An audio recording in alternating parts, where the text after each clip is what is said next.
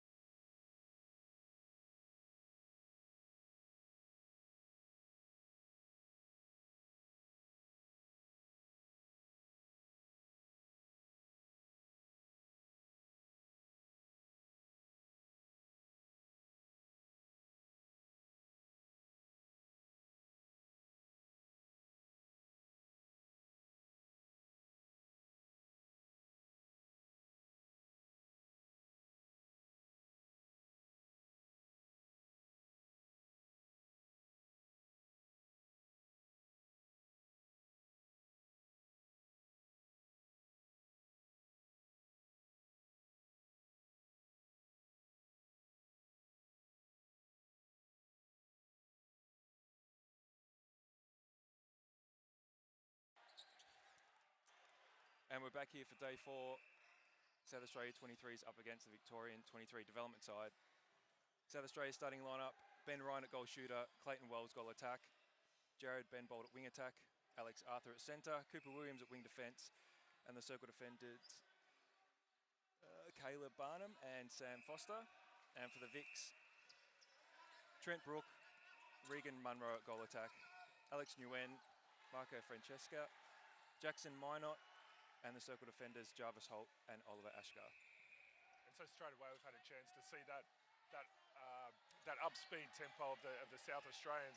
A lot of ball movement, a lot of footwork on that defensive side. So the Vics are doing a nice job at the moment, just controlling that ball. Nice little circle entry for a steady shot. First goal to the Vics.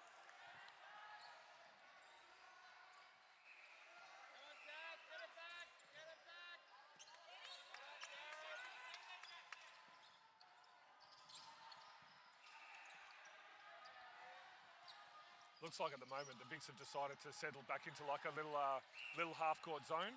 We've started to notice that across a number of the Vic teams this week.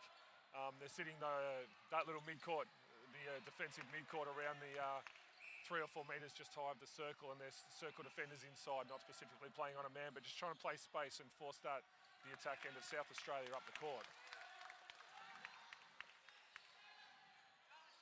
South Australia goal against the Victorian centre. It's 1-1.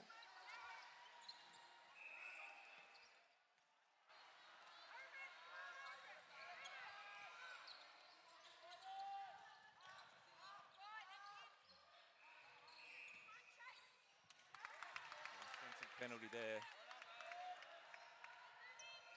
against New Inn.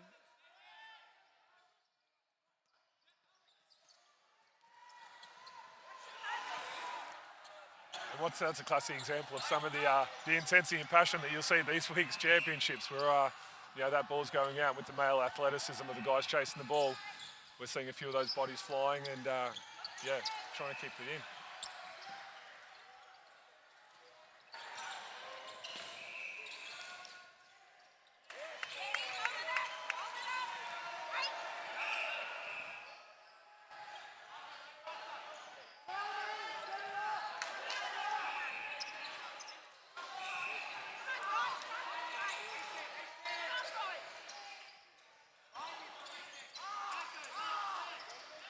Vic's momentarily held up in mid-court there. Brook out of the circle, need to find his way back in pretty quickly.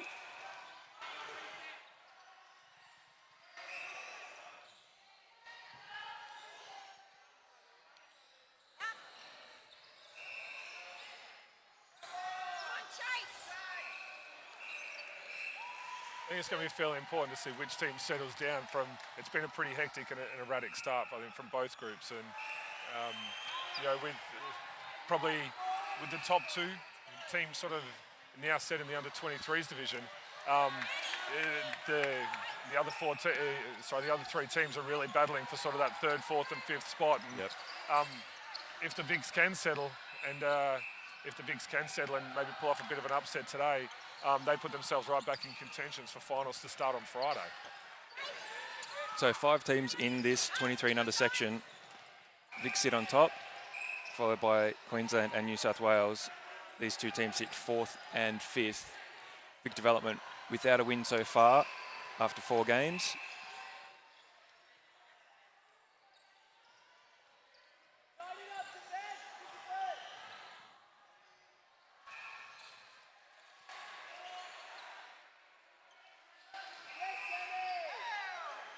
Long shot from Munro.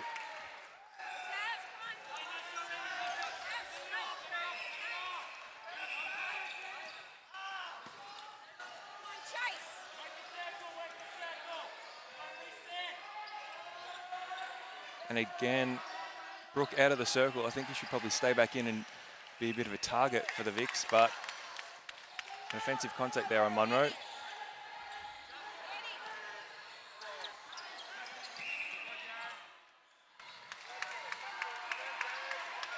I'd like to have seen a bit of advantage play there. And we see at the moment straight away those Victorians, they drop back into that little spatial zone at the moment. They're not really going for that hands over ball pressure at the moment, just trying to keep the mid-court of South Australia maybe high and wide, just making those circle entries difficult at the moment. So the South Australians' ability to sort of, move those players out the way, hit the middle, it's going to be sort of key to them getting some, I suppose, good speed entries into that circle into effective places. That was better play from South Australia. And they take the lead 3-2 after 5 minutes.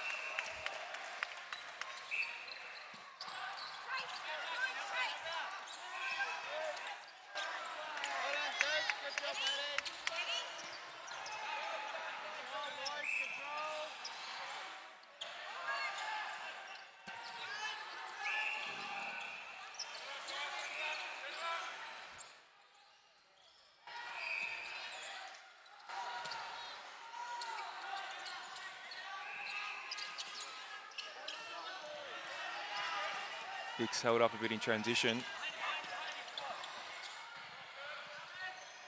And a little bit in contrast to what the Victorians are doing. the South Australians look to be applying almost that full court press. It doesn't quite look like a one-on-one. It kind of looks like that, almost like a full court press, and then falling back into that one-on-one matchup back in that goal third. So if the Victorians can work their way through that press with some sort of discipline.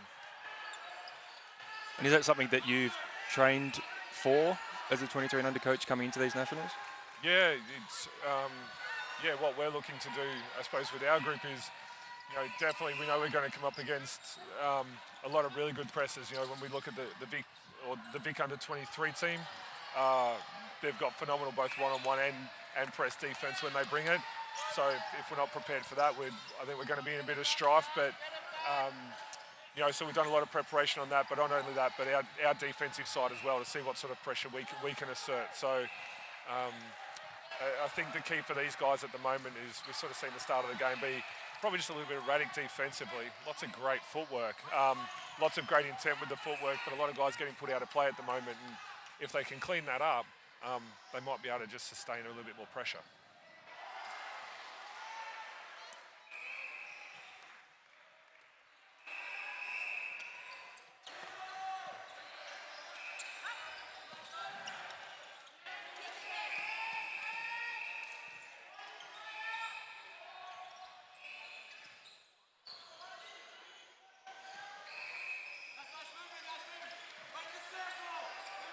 Vic's being patient around the outside of the circle. It's a great job by the South Australians. That was a great example of great footwork and great movement and intensity, but they managed to stay in play and force a pass that the Vics didn't really want to throw, and they all of a sudden forced a deflection and a 50-50 ball.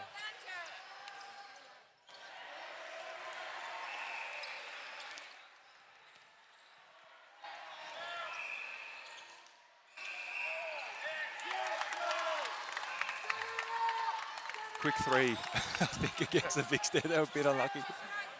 Oh, no, contact against Brooke.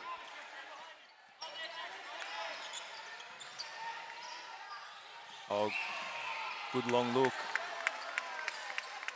I think that's a challenge for a lot of the defensive groups this week. They'll be looking to get that ball pressure up and see if we can force those long balls. And we are seeing a lot of circle defenders coming out and hunting and looking to pick those balls off.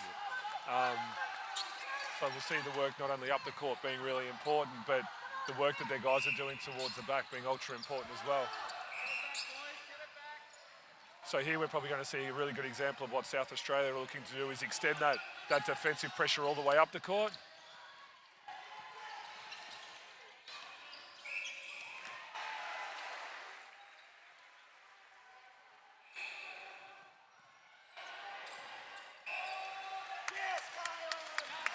An offensive penalty there against Munro.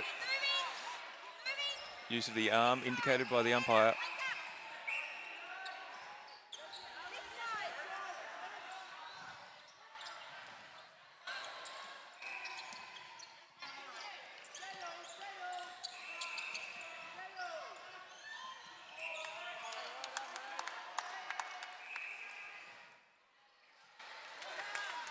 And goal from Wells levels it at 4-4 with 5.5 minutes remaining in the first quarter. It's a real credit to South Australia, the quality that they're bringing. Looking through the age list of their team before, we've sort of seen 4 guys who are under the age of 17. So we've got a couple of 15-year-old, 16 and 17-year-old in the group. And while we've got the under-17s and under-20s competition here, challenging themselves and pushing themselves to play in this under-23 group, it's only going to bode well for South Australia. This is I think it's their second year back in the AMNA Championships. Yep. And it's fantastic to see these guys back. And obviously being an under division, it gives the opportunity for the states to bring a second development team as well. Obviously looking for, the development of the sport at this age, for the guys to have the opportunity to play at this level, but also for the opportunity for the guys to participate as well. Because we recognise that right at the moment there's probably not a lot of opportunity for the younger guys to really get into organised men's netball. But with the M Leagues developing in all the different states, there's a lot of opportunity for the adult men. So for these guys to be bringing their younger guys and more guys to the tournament, all it's doing is just increasing the level of competition for everyone. And a bigger pool in those under 17 and 19 and 20 divisions. Absolutely, means that there is that pathway for them to be playing under 23s and open mans and mixed as they get older. Yeah, absolutely. And it's one of the fantastic that these championships provide. We look at a lot of the other sports that we have involvement in, and you look at the NRL, you look at the AFL, and you see a lot of the younger guys drafted into that senior division at the age of 18 and 19. Yep. Men's netball, it really gives those guys an opportunity, if they're not quite at that open men's level yet, which obviously they're all aspiring to, it just gives them that chance to still come away and still play and be involved at this level. And it's something that it's a great job that the AMNA organising group have put together. And if there is anyone who is following at home, we actually do have a Twitter handle. It's at AMNA Men's Mixed. Tweet us and we'll, if they're appropriate enough, we'll read them out during the game. South Australia now out to a 2-goal lead. VIC's at the moment doing a bit better than what they were doing on day one of the competition, where they lost 48-25. Margin now just one with under 3 minutes remaining in the first quarter. And the VICs on the attack.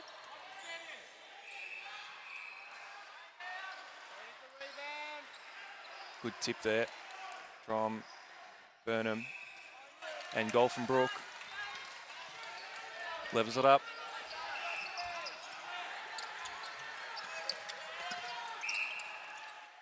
Offensive contact there against Wells.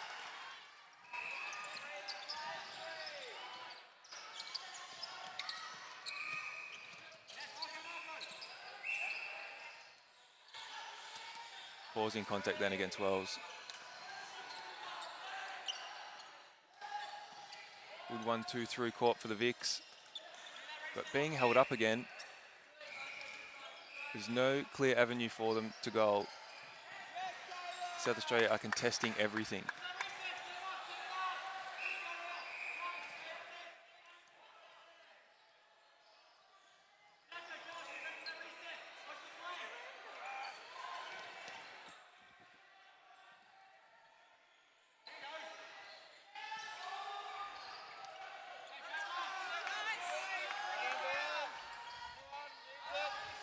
Munro might have been better to work that one in a little bit closer. He's happy to take the long shot though. Yeah, it's a challenge that the VICs seem to be looking at the moment. Brooks trying to do a lot of work by holding that post at the moment and allowing Munro out the front to do a bit of movement. But if he doesn't quite get that hold, we've got Foster for South Australia is a fantastically agile keeper, and if you don't put that ball in the right spot, not dissimilar to Shani Leighton, he's going to go and get it. He'll eat it up. And he's got the athleticism and he's got the intelligence to do it. So held ball there against the VICs on the centre pass.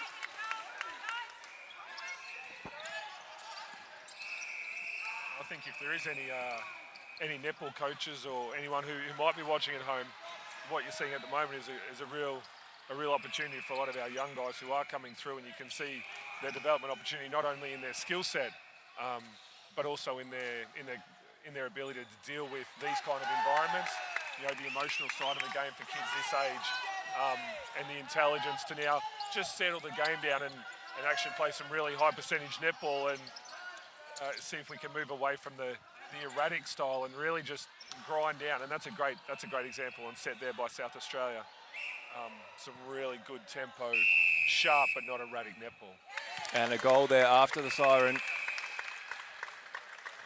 Takes South Australia to a 2-goal lead at quarter time, 9-7 in the under 23 division.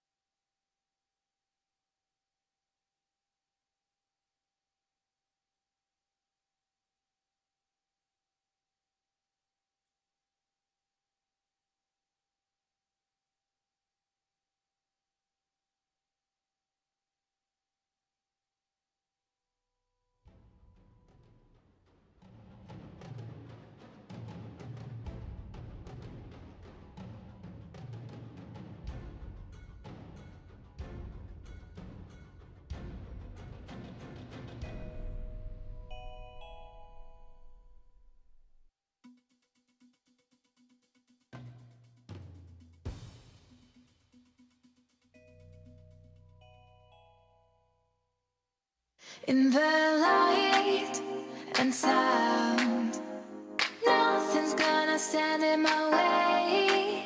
I breathe in and out.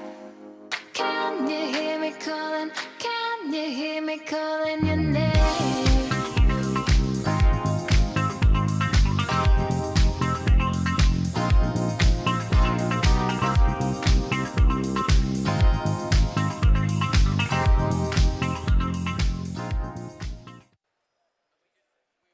And we're back for the second quarter in this 23 and under division. Day 4 of the 2017 Australian Men's and Mixed Championships, live from the Gold Coast at the Sports and Leisure Centre. Fun fact, this venue was only open a week ago. Yeah, it was. It'll be the home for the Commonwealth Games, the netball for the Commonwealth Games. So, And I think badminton as well. yes, it's a beautiful venue, and we've been lucky enough to play here. And I think most of the players and also the officials have enjoyed the facilities. One change for Vic at wing attack with Topping coming on. And Ewan moving to the bench. So that was a quarter we really saw both teams looking to establish themselves on the defensive side of the ball. Vic sitting back in their zone. South Australia trying to push it up the court, and both teams seem to deal with it fairly well at the moment. It'll be interesting to see which team sort of cleans up the defensive side, because at the moment they're giving a lot of free ball away both in and out of the circle. And if one of those sides can clean that up and take advantage of some of the deflections they're getting, they might just get a couple of the turnovers and be able to put some scoreboard pressure on.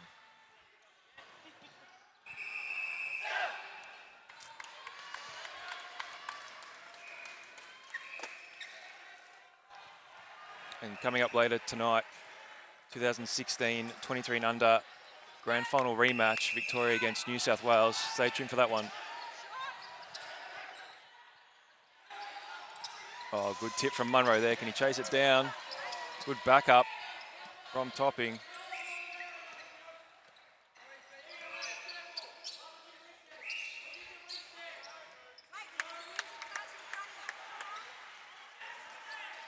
High shot. Could get a second chance.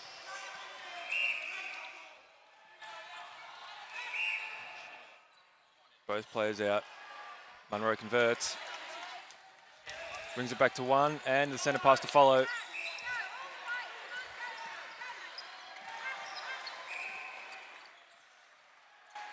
That was probably the cleanest transition from Victoria for the match. Yeah, no, they're doing really well. And it's interesting, actually. It's interesting to see Brooks take that shot. A lot of the times you see that big fella, put that ball down, let the little goal attack take it, and he go back under the post. But yeah, the confidence to put it up that time. Just experience things that they'll learn over time. Yeah, definitely.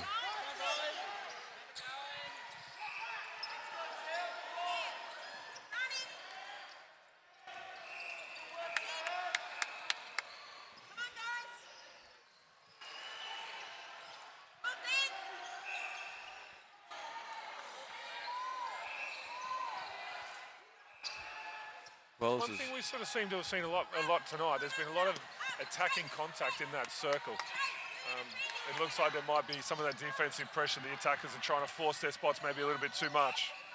And the umpires seem to be picking them for it.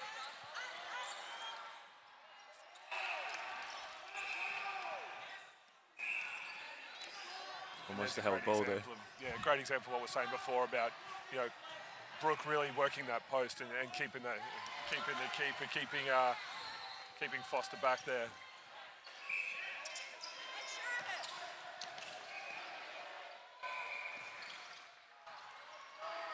That was better play from South Australia. Finished off by Wells.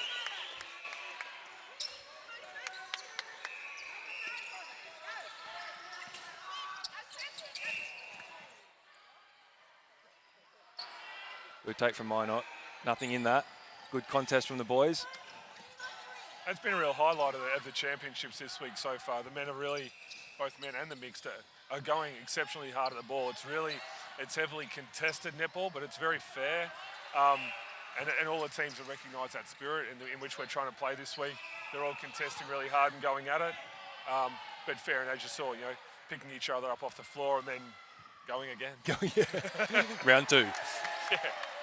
Well, just like the Suncorp Super Netball, there's been a big lift across these championships in intensity. I've been pleasantly surprised, particularly in the the reserve men's division. I thought there was a bit of a gap between them and the open men's last year. This year seems to be a lot closer in terms of intensity. Yeah, absolutely. I was actually chatting to Jenny, who's the coach of the Victorian men's reserves team, and they won the final last year by 39. Correct. But what they've seen this year is she's been really pleasantly surprised because the quality of the men's reserves this year has been much closer. I think they beat Queensland the other day. I think it was by 2, and that was a very evenly contested game throughout. So the improvement coming across from the States, not only at the top level, but the depth is something that's been really encouraging. And as Jan said, she'd much prefer, to see the guys challenged each and every day in each and every game. Correct. Because ultimately that's what's going to help them. That's what's going to help them get better. And then obviously we all enjoy as players and coaches a game where it goes down to the wire and you're working and it's a real contest. So that's a real tribute to each of the states who are doing the work, but also to the players and the coaches who are evolving this game into what we're looking for it to become. Particularly with Australian selections coming up, being announced at presentation night for some travelling teams to the New Zealand men's tournament later on this year. Yeah, I believe I think the 20s are touring and the men's reserves are touring, which is a great thing. It really gives those guys an opportunity to strive. There's Australian honorary teams or all-star teams, if you like, announced at the end of the tournament across all grades for those who aren't touring. But there is that added incentive. But what we also see is, as we mentioned before, the age of some of these South Australian guys, but also some of these Victorian guys in this VIC development team. They also are eligible for selection for the under-20 age groups as well. So, some of these games that they're playing along the way, when the VIC development might play the Victorian team, and it might become a little bit one-sided. Their ability to keep going and show their wares. There's other things on the line for them as well. Absolutely. South Australia have taken it out to a 3-goal lead. Just over 5 gone in the second quarter. Day 4 here on the Gold Coast. I'd like to say it's been really sunny, but it hasn't. We've had rain today.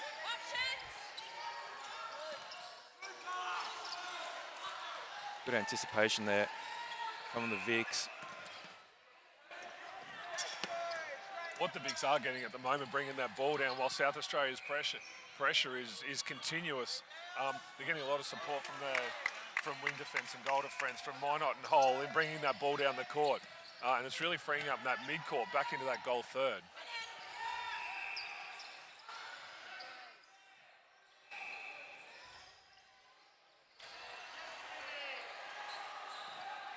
The game really seems to be just settling down now, and we're seeing a lot less of the contact calls and the obstruction calls in those circles. So it looks like the players have now adjusted to the umpires, and it's going to be really interesting to see with the score 13-9 at the moment how this next 5 minutes into halftime transitions.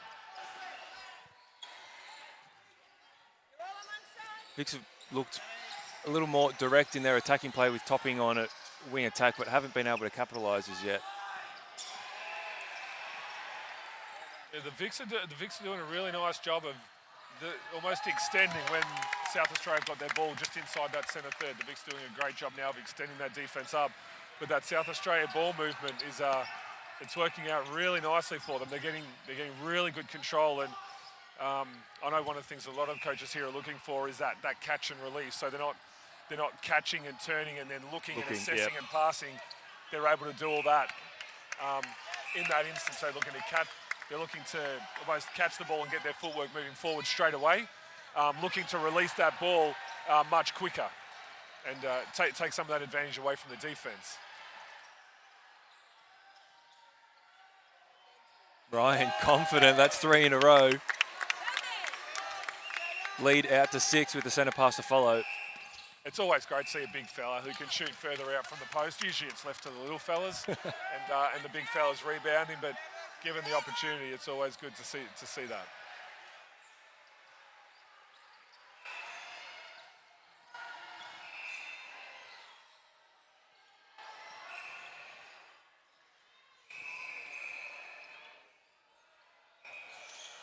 Nice drive from Wells there, and he finishes. Lead out to 7.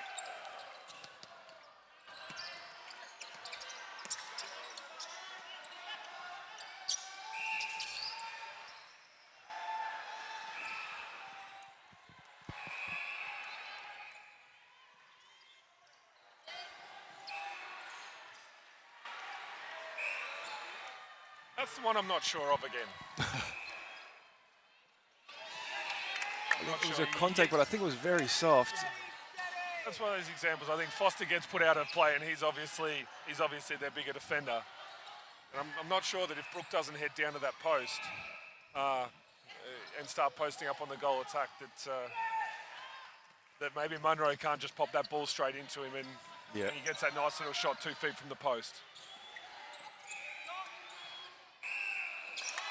Another held ball against the Vics.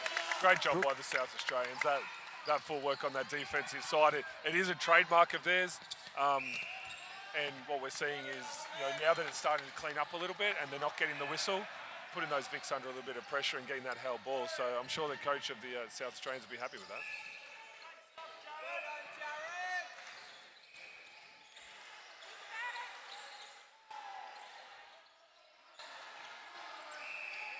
Oh, fresh air there for Ryan. You won't be happy with that. Big outlet from Ashgar. Minot. Munro. Deflected by Barndon. Great deflection. It's also great work by Wells from South Australia to be up on that defensive transverse line, so when the deflection came, he could take advantage of it. Australian Diamonds coach Lisa Alexander will tell you the key to a good goal attack is how well she defends. Well, I know if any of my boys are listening, they'll be shaking their head at that one at the moment because I know that's something that's so important for us is our ability to defend that whole way down. All the way down.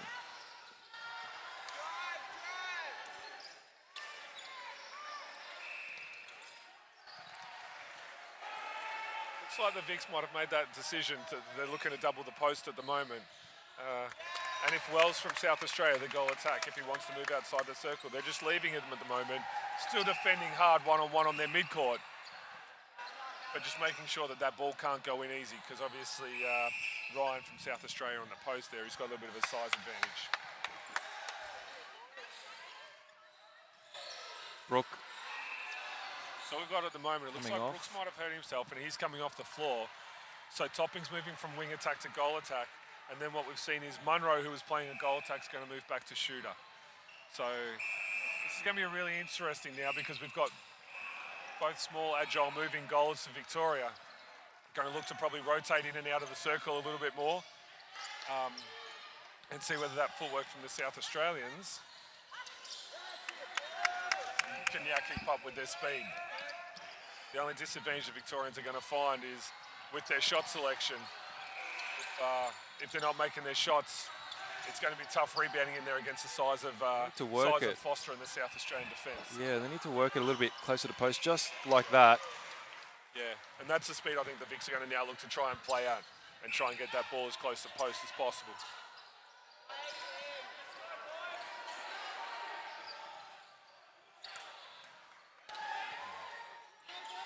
Well, the first 3 possessions for Victorians since the injury or substitution have actually resulted in Topping and Ewing actually getting deflections through the midcourt and turning the ball over. So there's some real positive things straight away.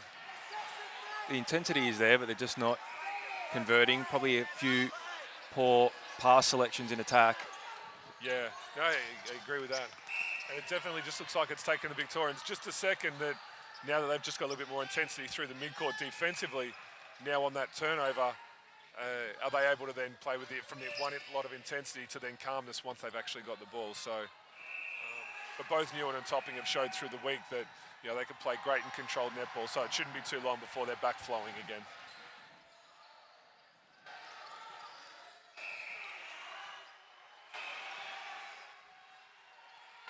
Good tip from Holt. Wells has a second go. Makes good with that one.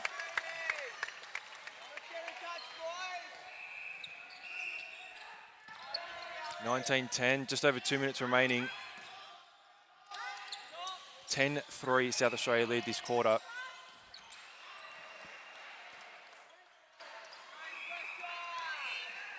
And as we just mentioned, rebounding might be a bit of a problem now with lack of height in the circle. And if the Vics are going to contest those rebounds and the ball's going to come loose, they can't afford for their midcourt to start leaking. You know, the midcourt are going to have to really stay on that circle and give themselves that opportunity to pick up the loose one. Incorrect throw-in, I think that call was. Toe on the line from Ashgar. That is a coach killer.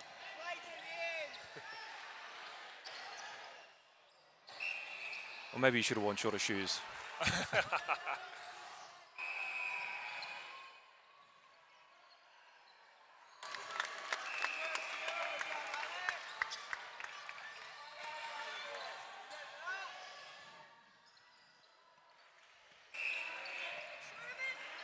So we see now that South Australia's opened that out to a 10-goal lead. And actually maybe one of the more surprising results of the under-23 tournament was last evening when New South Wales, who actually won the tournament last year, they did lose a few of their guys who went up to play the Open, which is Correct. Fantastic for New South Wales netball. But South Australia actually got over the top of them last night. And so that was a great thing for the South Australians. So it'll be interesting to see whether they can find that same rhythm here. Yeah, Billy Wright missing from defence for New South this year. Tori Allen moved to Victoria, so he's playing in the Open men's team. Eugene Lee is with the Open New South Wales team this year. So they really are filling some gaps of starting 7 players as well. Yeah, absolutely. Ooh, and looks to be an injury there. And we've seen something. And this is one of those injuries that... And the umpire was right there to play on until the player from the court calls time.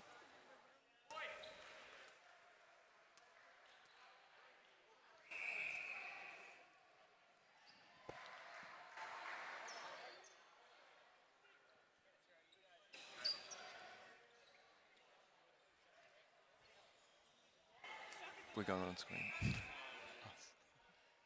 going on screen. That's Ben Bolt down. Is it? We never like to see anyone go down with an injury, especially in netball. We all know the knees injuries we keep talking about, but he's just moving himself off the court, and his face, it looks like he's felt something, but he looks quite calm, and he's moved himself off of the court at the moment. So, you know, what we're actually hoping at the moment, if Barnum's family's watching at home, I'm sure you get a message or a text fairly soon with an update. So, Put him on ice, he'll be right. put him on ice, but we just wish him all the best, and we hope. Hopefully it's just a little jar, and he can get back in either later today or for tomorrow's game. And that's half time. South Australia taking that quarter 11-4 and lead 20-11 at half time.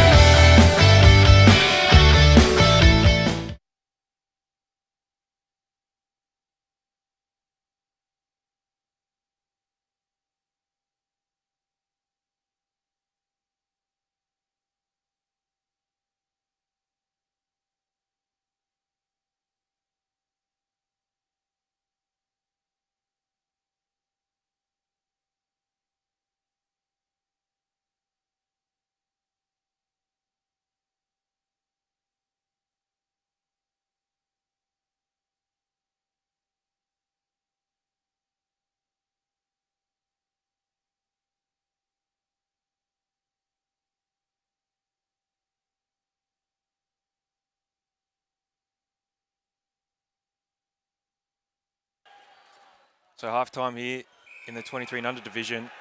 South Australia 20 against Victoria, 11 at half-time. Day 4 of the 2017 Australian Men's and Mixed Championships, live from the Gold Coast, streaming right around the world. Yeah. So we've just got the substitutions coming in from both teams. We've got Wood's going to come into goal defence for Barnum. We haven't got a report on Barnum yet. Whether we've heard anything, I think he's over at the physio tables at the moment. But for Victorians, we've seen. For the South Australians, we've seen Ben Bolt move. He's going to move from the bench. Arthur's moved from centre into wing attack. Williams has moved from wing defence into centre, and Lyle Frost has come onto the court in the wing defence position. So I think what we saw, especially in that second quarter, we saw the South Australians really settle down. You know, in the first quarter, we saw a lot of the obstructions, we saw a lot of the contacts on both sides. But that second quarter, we really saw the South Australians really start to move that ball with a lot more speed. We started to see them use their circle, their feed and refeeds. And what we saw Wells really take advantage. He's a great shooter, and we really saw him take advantage. And I think that's where we start to see that margin go from what we had earlier being, 9-7 at the break, and then that's where South Australia put on their 11-4 quarter. And far more accurate as well in the goal circle.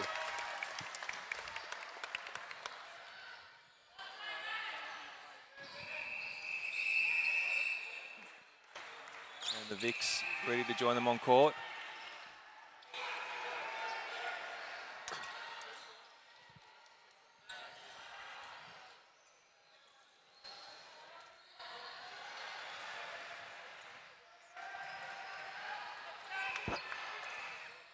South Australia with the first centre pass for the second half.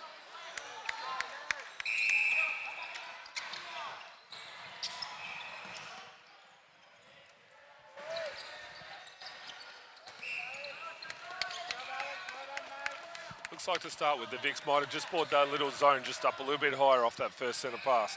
Just maybe try and put a little bit more pressure, force that ball in the air. And we are starting to see Ashka from the Vic starting to come out of that circle and maybe start trying to make a few plays around circle's edge.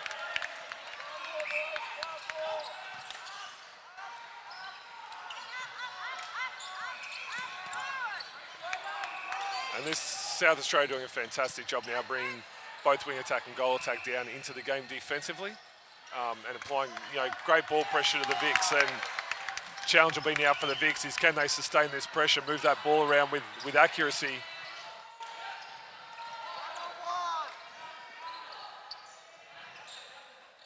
Vics just hesitating, and their first phase has been covered really well.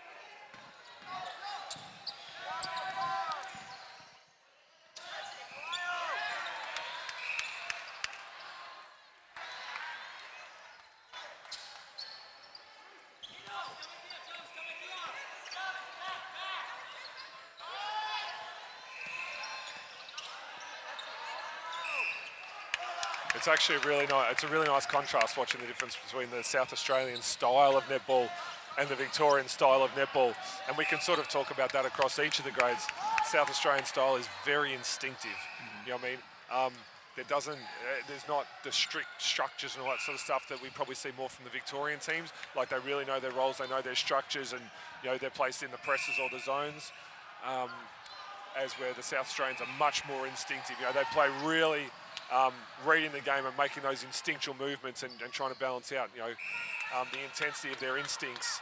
And what they've done well now is just finding that discipline to allow them to keep in the game and stay in play.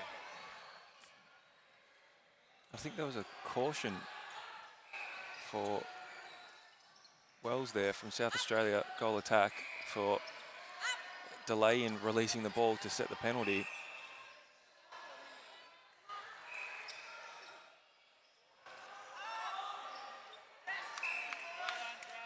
No, missing pretty close to the post there.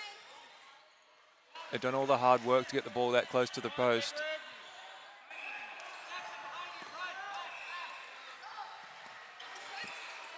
Just as a nice little interest point for anyone who's been around the the AMNIA Championships for the last few years.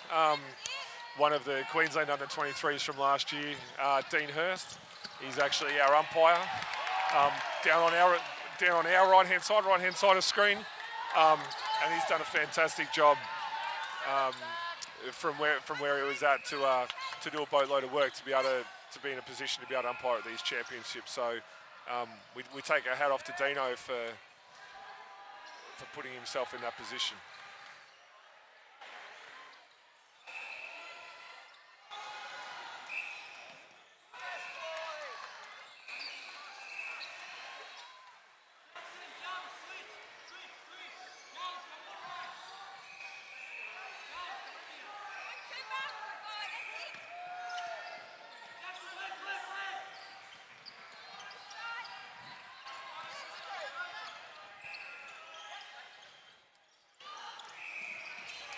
Great ball movement from the South Australians.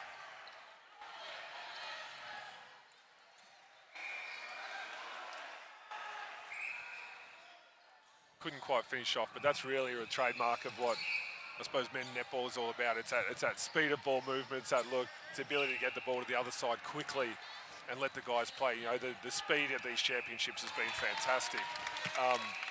Quite often, you know, you talk about men's netball and people have the perception it's just, you know, athletes and they just chuck it air to each other. But I think what we're starting to see in, you know, even in the under-23 grade and with development sides, but we're actually starting to see, you know, that speed of ball movement and the speed of the players, you know, and the education in which we're actually using the speed now at the championships. The game's evolved so far, even in the last 5 years. So, you know, with the improved nature of what we've got with netball now in Australia, we're starting to see that not only evolve through the women's game, but now also through the men's game as well. And Wells just coming off for blood on his right arm. Cross coming on at goal attack for him. Umpire just checking the ball.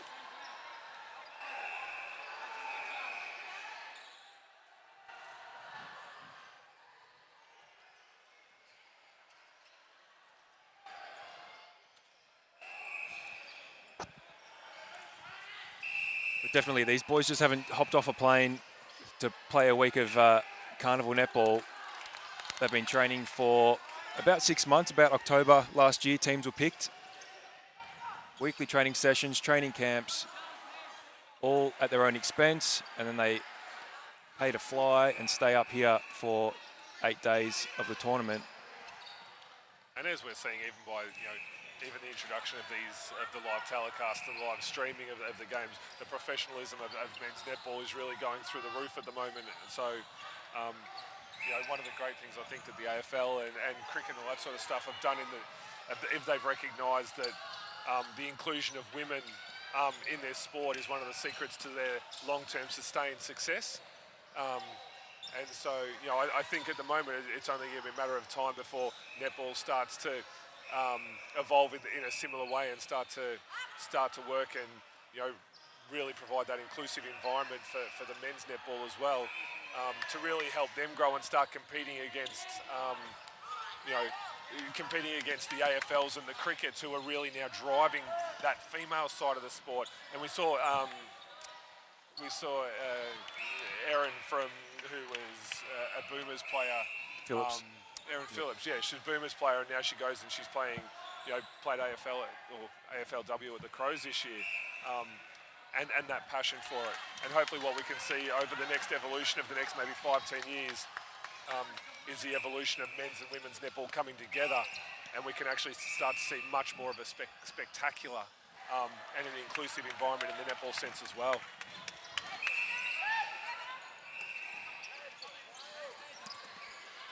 If you create the opportunities, the kids will come and play. They're only going to become more and more prominent over the future years. And absolutely. You look at the groundings now of you know, what Victoria have got with their M League at the moment. You know, what Queensland's establishing with their M League, what New South, and, you know, really the strategic plan moving forward of the AMNA, or the Australian Mixed and Men's Netball Association. It's really to ensure that, you know, that next generation coming through, and, you know, kids coming through as, you know, 8, 9, 10-year-olds now, they can sort of move into their teens being natural netballers, not Learning. basketballers playing netball, not footballers playing netball. And Yep. so it's really exciting times for men's netball and those guys who sort of do want to get involved and I suppose get ahead of the game and for when this really does kick off, because it's well on its way. And if you want to find out more about the M Leagues that are run around the countries, amna.com.au, they'll have all the details there. Usually run for about 3 months in Victoria from about October until December. And that makes up part of the selection process for the national teams. And then the nationals obviously are when Australian selections are made. Every 2 years there's an international tournament against New Zealand in either country.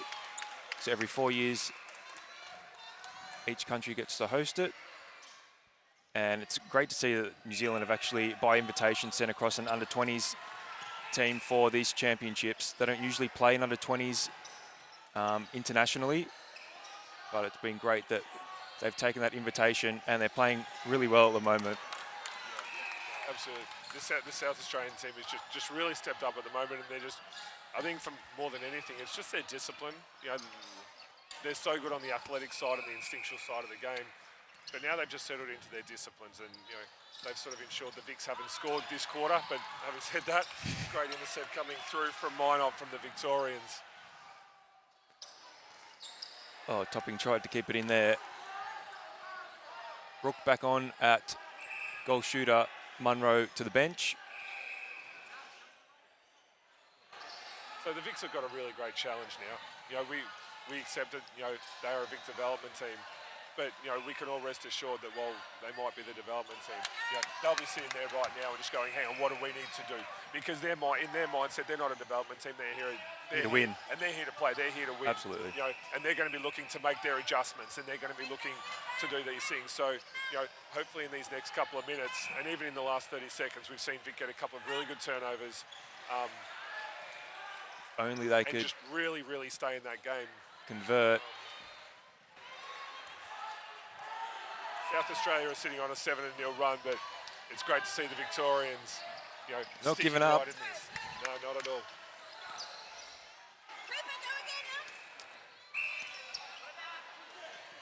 Arm contact there from Minot. And that's the sportsmanship there that Minot's just shown again. That's sort of been a real highlight again of these tournaments. While all the competing and the adrenaline that we have, you know, when that umpire blows their whistle, you know, the accepting of those decisions and, you know, the getting out of play and the acknowledgement, there's been a lot of respect shown for one another at these tournaments, and it has been a highlight. And just chatting to a couple of the umpires that we're having a chat to earlier, they've actually really enjoyed the tournament in that sense as well. They've been able to go out and umpire really fiercely contested games, you know, men flying around that court with the speed and athleticism that they're showing, you know, being able to blow their whistle and move on with the game, and the guys really showing that respect. So that's something that I'm sure that the organising committee in the States have been really, really proud of.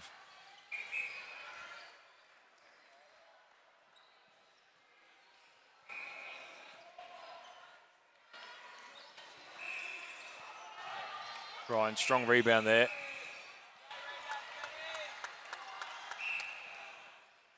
And goals for South Australia. It's 9-0 this quarter with just over 4 minutes remaining. Victorians are getting just caught a little bit bad on that back ball at the moment. They're just starting, instead of getting a bit of clearance and coming back to it, they're actually just starting to try and get that lob over the top. And that's a really tough ball to get against the South Australians. They're so gifted athletically. You know, you look at the speed and agility of that entire defensive midcourt, and going back into that circle with Wood and Foster. You know, you don't want to be throwing that ball in the air, because that's just like, you know, cherries for the picking for those boys.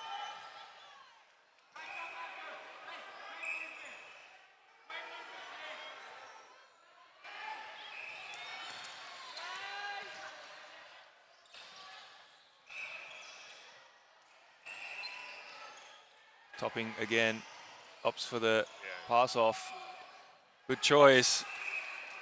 Brook Goals for Victoria, their first of the quarter. Timeout to Victoria, Minot coming off. But much smarter then from Topping as well. And the previous shot that he missed over the back, he had Brooks sitting there on that pin, 2 feet from the post, and he just decided to take the shot over Foster rather than put that ball into some space. So it's great to see he learned from that the first time and straight back to a high percentage shot. Brooke too, recognising that if he needed to be an option, he needed to be ball side. Yeah.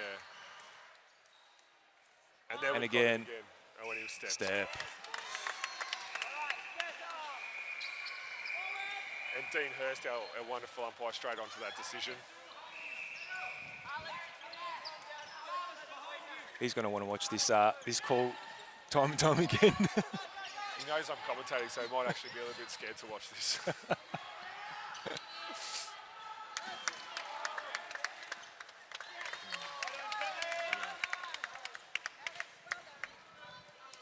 I think from a Victorian defensive point of view at the moment, I think they just need to slow that game down a little bit. They just need to see if they can just control that South Australian tempo. At the moment, they're both their attack end and their defensive end are just getting caught in that up tempo. And I think if anyone tries to play up tempo with this South Australian team, I think they're playing right into their hands. Yeah, come off second best.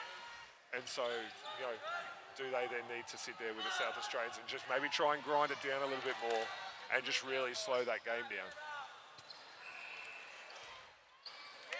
And even through their shots, you can see Brooke just took that ball, just rushed it a little bit, and didn't finish off. And he's been a really solid shooter for the Vics this week when they've had those opportunities. But good choice of pass from Arthur, and finished off by Ryan. They're looking really controlled now. 11-1 this quarter.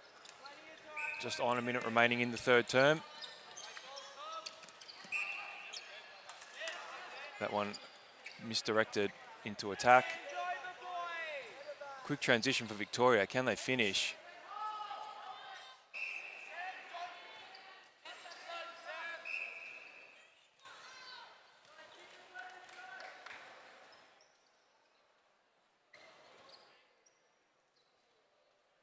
And he does.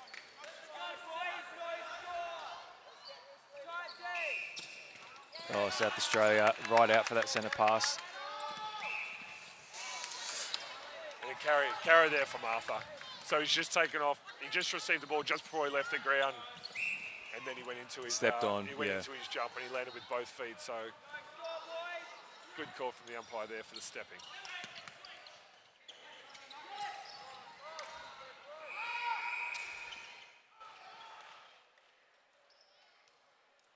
Topping probably should have worked that in. There was time left on the clock to work that ball closer to the post. As the umpire blows the whistle for the end of the third quarter. 31-13 South Australia lead. 11-2 that term from South Australia. That's their best quarter of the match so far. I think the South Australian coaching group will be very happy with that. They really settled with the ball in the attack end. There was nothing out of control, but they managed to play with really quick feet, really quick ball movement, and then once they were in and around that circle, everything was soft touches, everything was, drop balls, great little bounce passes. They had that, they managed to mix up that speed, but also the touch around the circle. And I think that might have been just where the Vics let themselves down a little bit. They were moving at such speed down that court. They did, for the most part, quite a good job. But then when it came to those entries into the circle, it just stayed a bit too much up tempo. And then maybe when those shooters got that ball in the circle, they were just carrying that tempo because they probably took a couple of shots which they would have looked back and go, maybe that was a feed and refeed, or maybe that was a swing and go.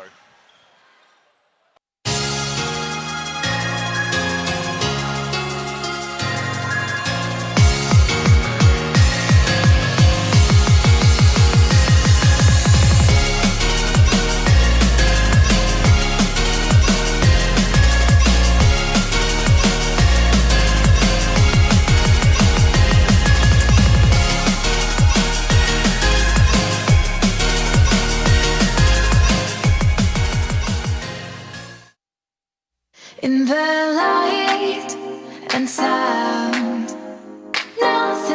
stand in my way.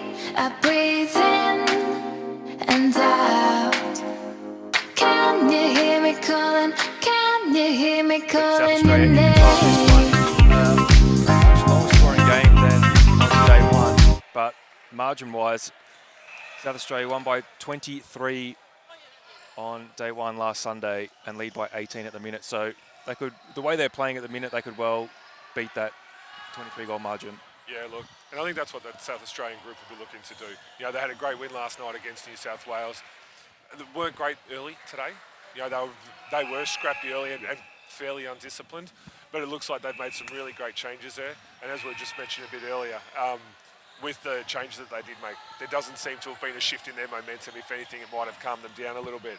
But they've managed to continue to grow, which is a credit to the South Australian group in the work that they've done with their depth, especially as we spoke about earlier with the ages. The fact that some of their young kids are coming out and playing fantastic netball. Some 15 and 17 years old, I can't believe that these kids are at that age and playing in the under-23 division. Yeah. That gives great hope that the majority of this group will stay together for a good 4 or 5 years, and they'll be a real force in the future. It's actually very similar to the Western Australian men's reserves team. They almost had a team to put in for the 23s. They didn't quite get the numbers for it. So what they decided to do was use the numbers they had plus a few more, the guys who were a bit too old. Yep. Now they've put in the men's reserve team. And so their future, WA's future, is looking fantastic at the moment as well. They've got that team in the men's A, the open men's division, Yep. who are, again, a very young group and playing fantastically well. And, you know, really pushing, you know, the Queenslanders. I think they went down by about 13 to Queensland. Last night, yep. Last night, yeah. And only lost to New South by 7, I think, the day before. So, and that's a group that, is quite a young group. So, you know, when you look at the depth of talent here that the South Australians have coming through, you look at the depth of talent that, you know, the WA is really starting to establish at that level.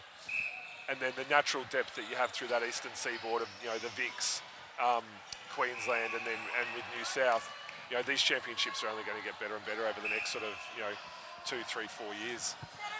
and teams this year also from the ACT and Tasmania and the Australian Defence Force. And isn't it great to see Tassie back in the competition this year? You know, I think I was first associated with the men's full court championships back in '92, and you know, Tassie was involved then. But you know, it's so great to see them back in the competition and really making it. I think from 8 different states, territories, and then the Australian Defence Force who joins us for these championships as well as the New Zealand under-20 group who have come across looking to develop their programs as well. So, you know, it's not something we're looking at as just a local thing here in Australia. This, Absolutely. you know, this whole netball sport thing for men is, you know, it's really taking off.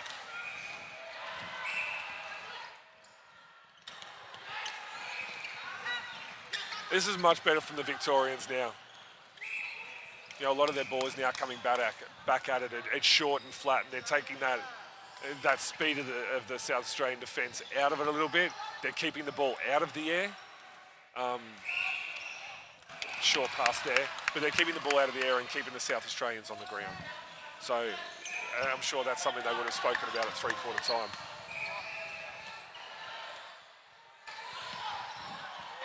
Oh, good contest in the air there from Ashka.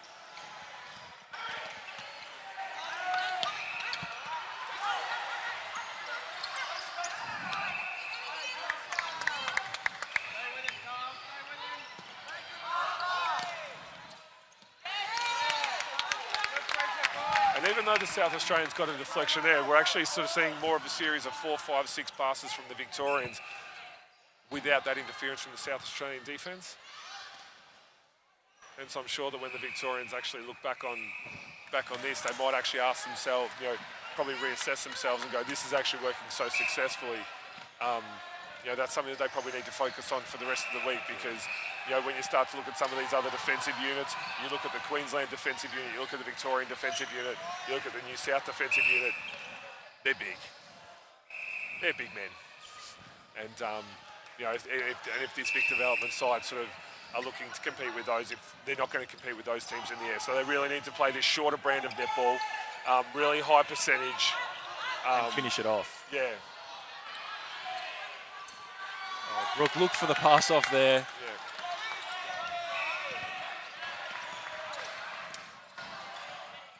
South Australia just playing with confidence at the minute. And finished by Ryan. 32-15. 4 minutes gone in the last quarter.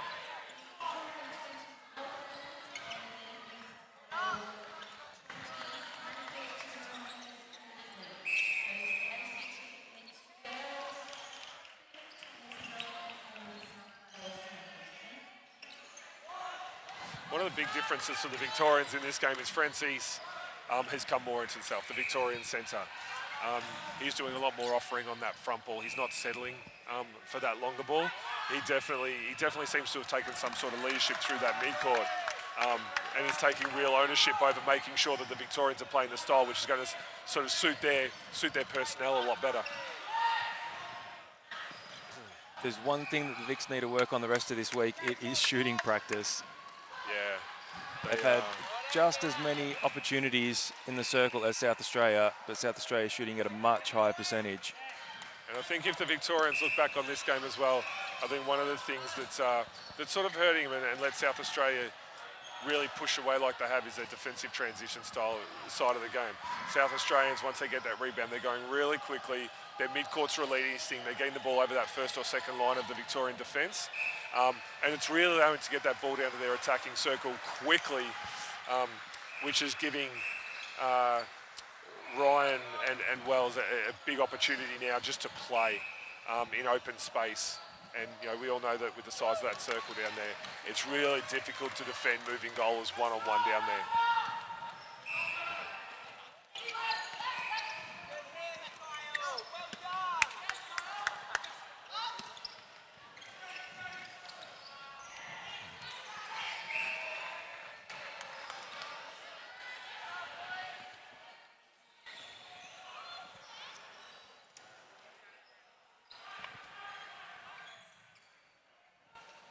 Oh, rims out. Brooke can't keep a hand on it.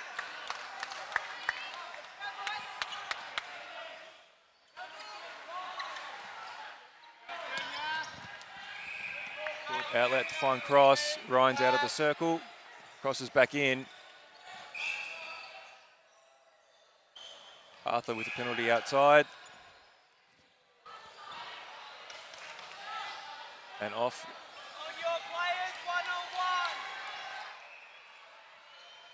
Cross last.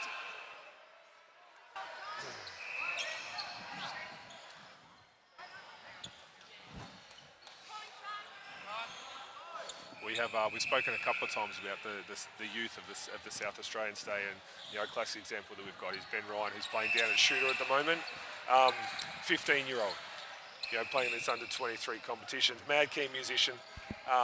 Doesn't mind his footy and cricket, but as a 15-year-old competing the way he is in these tournaments and these championships. Possession to commentary there. We'll take that.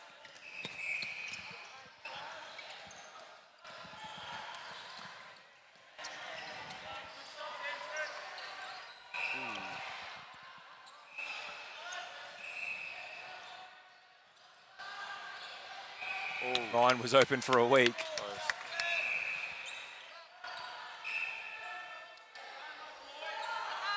And on cue, Ben Ryan steps up and misses a shot and gets the contact. But he hasn't missed too many of those today. No, he hasn't.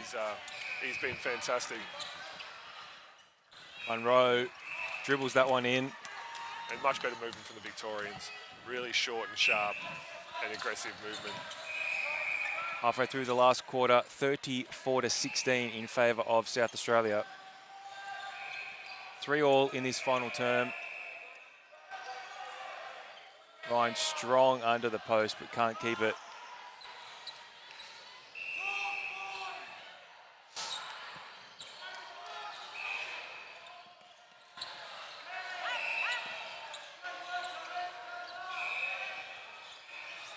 That's one of those coach killers. You've got your wing attack pushing up into that goal third and getting put out of play, which really exposes that defensive midcourt. It allows the Victorians to reset, goalkeeper come up and pick that ball up, and now you're one short through that midcourt defending. So, you know, I've got no doubt in a tighter game and in finals and that sort of thing, that's something that the coaches will be talking about, is ensuring that that those type of things don't happen. Nice shot from Cross. Coming up next is the Open Men's Division. Queensland against New South Wales. State of Origin match, sort of. We'll take it. It absolutely is a State of Origin match. And, you know, you've got the experience of the Queensland group coming up, you know, junior Levite shooter, you know, heavily regarded as potentially the best shooter in the world at the moment, and one of the best players going around, and a group that has been together for quite a while against that New South Wales group, and probably not dissimilar to the South Australian group. They're like an enigma. You know, you never quite know what you're going to get from them. They have the ability to play at a level and completely disrupt everything you do. And so I know Mike Kiker, the coach of the Queensland men's group, will be very, very keen to ensure that that team plays a very disciplined style of netball. So hang around on the live stream, because you're going to see a fantastic game of men's netball after this one. I think Romelda Aiken should probably watch. You might get some tips from Junior. Sorry, who was that? Romelda Aiken. Actually, I do know that that the men's team have actually trained quite a bit against the Firebirds, and they have sort of cross-pollinated quite a lot as far as ideas and information on, you know, to help each other. And I think that's one of the challenges, I think, or the evolutions that I think netball's just starting to go through now. And we spoke about, you know, with the women and moving into the sports of the AFL and rugby. But one of the things that those sports, that, you know, rugby and soccer and cricket and basketball have done exceptionally well over the years, is actually work with each other on ideas and philosophies and concepts and all that sort of thing. And I really see netball now starting to take that same approach, looking to evolve the game beyond what it's been for a while. It's now really starting to take that approach of evolving and changing game styles. We're seeing presses come in, we're seeing zones come in. You know, we're seeing a lot more attention to detail on attack types structures, and it's a really exciting, because we're going to have like the same sport, but a brand new way of playing it over the next few years as these kind of things evolve. I know the VIC teams were up against the Vixens and the Magpies in pre-season. There's a great relationship state-wise between the boys, or the men's, and the women's teams. Yeah, and even the Diamonds up against the Sonics. They're more than happy to have a hit out against them for pre-com games and World Cup preparation. Absolutely. And it goes back, I remember when I was sort of involved with the Victorian team back in 2007 before the World Cup, and we were privileged enough to play the Diamonds and the Silver Ferns 4 nights in a row, and that's what they wanted. They wanted to come out, they wanted to play, they wanted to compete, you know, play against that male athleticism in preparation for what they were going away for. So, you know, and it wasn't the fact that we were Australian or whatnot. It was a chance to play great netball, and you know, and I think that's why you see the athletes that we're coming through playing netball at the moment so gifted, because they are pushing themselves beyond the old traditional, you know, sport or ladies sport. It's just sport. It's evolved, yeah. It's so true.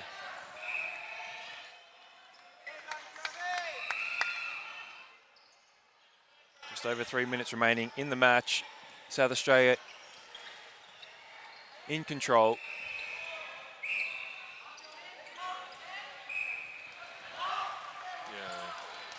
Bit too many Weet-Bix maybe this morning from Munro. Say that was a great look. That was a great pass. He saw Brooke had that like hold a on shooter. The far side of the ring, and you know, he put that just far enough into space where Brooke could hold that space and have that 2-foot shot that we were talking about earlier. Well, Vic's leading this quarter, 4-7, but they've certainly left their run too late.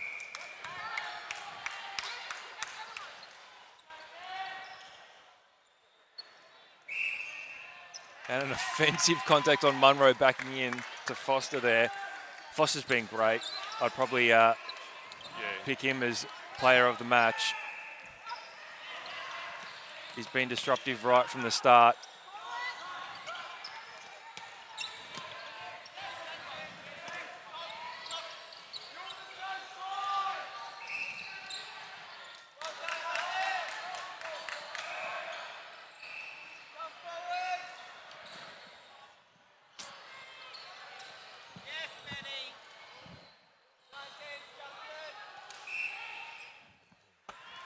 contact after the shot there from Holt. Yeah, no, you're right. Foster's been absolutely fantastic. You know, back on that last line, he's just created a lot of that disruption. And you know, we know that both these Victorian goals can shoot. You know, they are great shooters, and it just goes to show that the disruption that he's been able to cause in that circle, one, you know, forcing Brook that far out into taking shots he's really not comfortable with. Yep. But two, just making sure that he's been in play and that he hasn't been giving them second shots, cleaning up those rebounds and initiating that transition game that really helps South Australia, especially through that third quarter.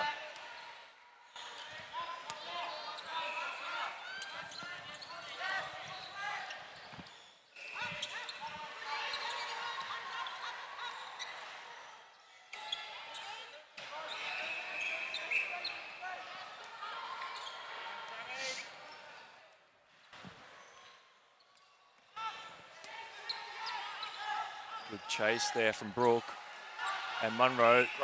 Great movement from Munro. And finishes. And that's real traditional Victorian netball. Get that out and move it across. You know, have the speed of their goal attacks. You know, moving, front cutting, trying to take that front spot, either getting close to the post or picking up that contact on the drive. Rare miss there from Ryan.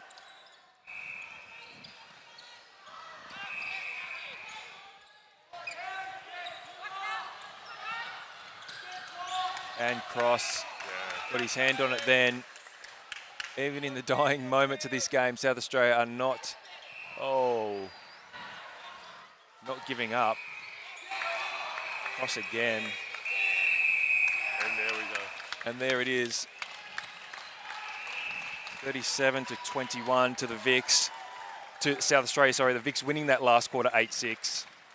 But South Australia, particularly in that second and third quarter, 22-6 during those two terms to run out 16-goal victors.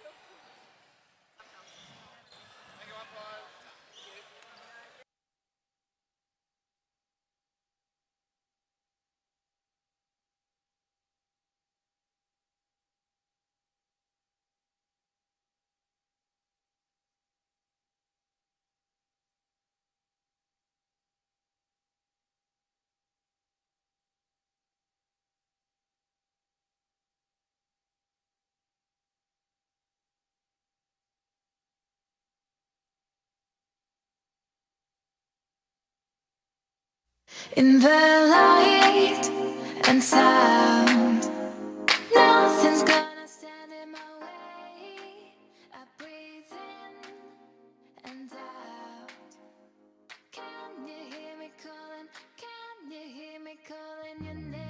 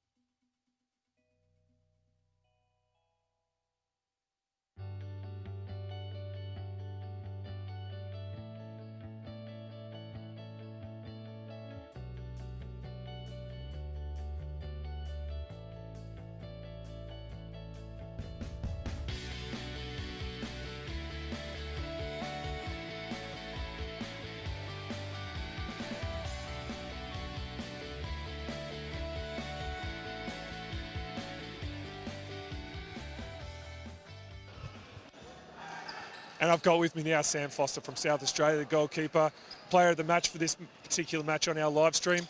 Sam, you did a great job out there. You really seemed to push them out of where they were comfortable. Did you go in today with a plan? Yeah, I think we all did. Defensively, I just wanted to stay in front of that tall shooter.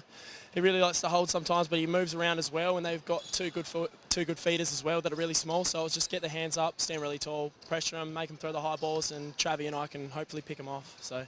Well, mate, you not only did a great job of that, but it looked like you were also the one who actually initiated your rebound out for your defensive transition. So, mate, congratulations. and really good luck for the rest of the week. Thanks very much. Well done.